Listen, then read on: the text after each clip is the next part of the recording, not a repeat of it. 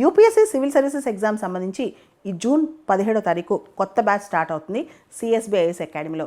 ఇది ఆఫ్లైన్లో ఉంటుంది, ఆన్లైన్లో కూడా కోచింగ్ తీసుకోవచ్చు.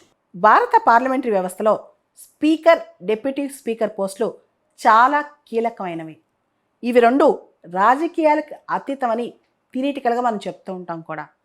అయితే మే 2019 నుంచి ఈ రోజు వరకు కూడా భారతదేశంలో మన లోక్సభలో డెప్యూటీ స్పీకర్ పోస్టు వేకెంట్గా ఉంది. అసలు ఇంతకాలం వేకెంట్గా పెట్టొచ్చా?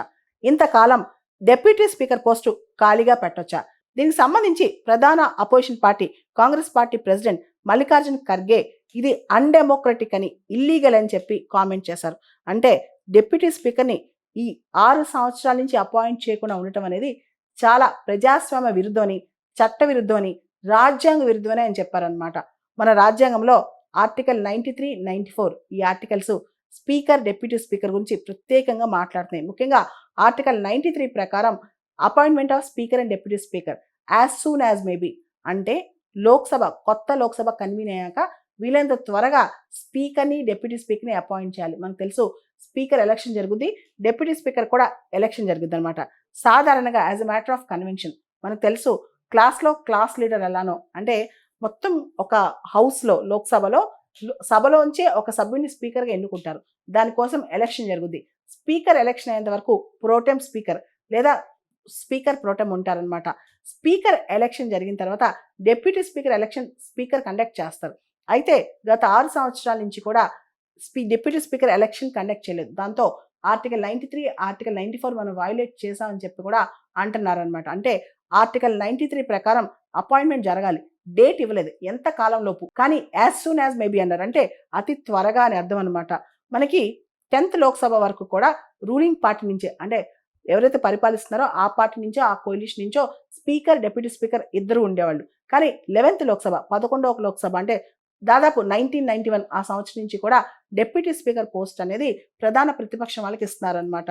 మనకి speaker, deputy speaker post government of India act 1919 అప్పటి నుంచి ఒరిజినేట్ అయింది. అంటే మనకి ఇండిపెండెన్స్ రాకముందే బ్రిటిష్ వాళ్ళ టైంలోనే. ఆ టైంలో వాళ్ళని ప్రెసిడెంట్, వైస్ ప్రెసిడెంట్ అని పిలిచేవాళ్ళు. స్పీకర్, డిప్యూటీ స్పీకర్ అని పిలిచేవాళ్ళు కాదు, ప్రెసిడెంట్, వైస్ ప్రెసిడెంట్ అని పిలిచేవాళ్ళు అనమాట. మనకు తెలుసు article 93 election of speaker, deputy speaker గురించి చెప్తుంది. ఆర్టికల్ 94 స్పీకర్ని, డిప్యూటీ స్పీకర్ని ఎలా రిమూవ్ చేయొచ్చో చెప్తుంది అనమాట. యాక్చువల్లీ స్పీకర్ అంటే రూలింగ్ పార్టీ నుంచి ఉండి, డిప్యూటీ స్పీకర్ ప్రతిపక్షం నుంచి ఉంటే హార్మోనియస్, అంటే ఒక హార్మోని అనేది, ఒక హార్మోనైజేషన్ ఉంటుంది అనమాట రూలింగ్ పార్టీకి, అపోజిషన్ పార్టీకి. ఎందుకంటే లోక్సభ కానీ, పార్లమెంట్ కానీ ఇవన్నీ కూడా అన్ని పార్టీస్ కన్సల్టేషన్తో ఉంటే మంచిది. కాబట్టి డిప్యూటీ స్పీకర్ పోస్ట్ అనేది అపోజిషన్ పార్టీకి ఇవ్వడం కూడా మంచిదే అనమాట.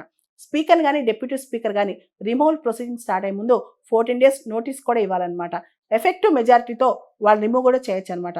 అదేవిధంగా deputy speaker private member bills కమిటీకి చైర్మన్గా వ్యవహరిస్తారు, హౌస్ బడ్జెట్ కమిటీకి చైర్మన్గా వ్యవహరిస్తారు. అదేవిధంగా డిప్యూటీ స్పీకర్ ఏదైనా పార్లమెంటరీ కమిటీ సభ్యుడిగా ఉన్నప్పుడు ఎక్స్ అఫిషియోగా ఆయనే దానికి చైర్మన్ అవుతారనమాట. సో డిప్యూటీ స్పీకర్ పోస్ట్ కనుక మనం అపోజిషన్ నుంచి తీసుకుంటే కనుక parliamentary committees how they will control the executive, how they will control the legislature, అదేవిధంగా డిప్యూటీ స్పీకర్ పవర్స్ ఇవన్నీ కూడా ఎన్హాన్స్ అవుతాయి. ఓ పక్క రూలింగ్ పార్టీ, ఇంకో పక్క అపోజిషన్ పార్టీ అందరూ కూడా లోక్సభలో వాళ్ళకి స్థానం ఉందని ఫీల్ అవుతారు. ఒకటి స్పీకర్, ఇంకోటి డిప్యూటీ స్పీకర్ అయితే అనమాట. దాంతోపాటు జాయింట్ సిట్టింగ్లో ఒకవేళ కనుక స్పీకర్ ప్రిసైడ్ చేయలేకపోతే, మన రాజ్యాంగం ప్రకారం 108 ఆర్టికల్ ప్రకారం జాయింట్ సిట్టింగ్ కన్వీన్ చేస్తే స్పీకర్ దానికి ఒకవేళ ప్రిసైడ్ చేయలేకపోతే డిప్యూటీ స్పీకర్ ఉంటారనమాట. సో భారత రాజ్యాంగంలో మన పార్లమెంటరీ వ్యవస్థలో డిప్యూటీ స్పీకర్ స్థానం చాలా కీలకం. అలాంటి స్థానం 6 సంవత్సరాల నుంచి ఖాళీగా పెట్టడం అమానుషం అని చెప్పి అపోజిషన్ పార్టీస్ అంటున్నాయి. మనం ఈ మధ్య డిక్లైన్ ఆఫ్ పార్లమెంట్, అంటే పార్లమెంట్ పనితీరు గురించి చాలా చదువుతున్నాం. మేజర్గా మన పార్లమెంట్ యొక్క పనితీరు సరిగ్గా లేకపోవడానికి కారణం రూలింగ్ పార్టీస్, అపోజిషన్ పార్టీస్ మధ్య సింక్ లేకపోవడం. అదేవిధంగా స్పీకర్, డిప్యూటీ స్పీకర్ ఈ పోస్టులన్నీ కూడా ప్రాపర్గా ఎఫెక్టివ్గా లేకపోవడం అనమాట, వాళ్ళ యొక్క పార్టిజాన్ రోల్. ఇప్పుడు స్పీకర్ కనుక రూలింగ్ పార్టీ నుంచి ఉండి, డిప్యూటీ స్పీకర్ కనుక అపోజిషన్ పార్టీ నుంచి ఉంటే ఇంకా బెటర్గా పార్లమెంట్ పనితీరు చూపించుకోవచ్చు. అదేవిధంగా ఎఫిషియెంట్గా మన పని కంప్లీట్ చేసుకోవచ్చు అనమాట.